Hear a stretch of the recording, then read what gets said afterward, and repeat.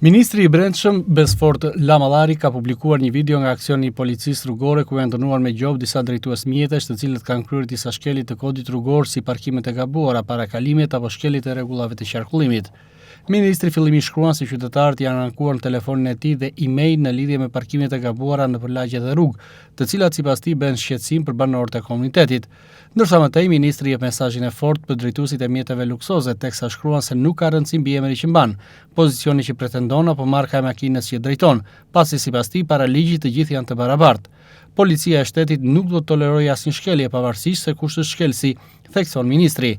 Një nga ankesat më të shpeshta ka deklaruar ai që ka marrë në adresën time elektronike apo në telefon janë pikërisht parkimet e gabuara në lagje dhe rrugë, të cilat po bëhen shqetësim për banorët e komunitetit.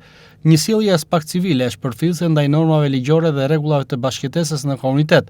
Policia e shtetit nuk do tolerojë asnjë shkelje, pavarësisht se kush është shkelësi, nuk ka rëndësi mbi emrin që mban, pozicioni që pretendon apo marka e makinës që drejton. Para ligjit të gjithë janë të barabartë dhe rregullat vlejnë njësoj për secilin.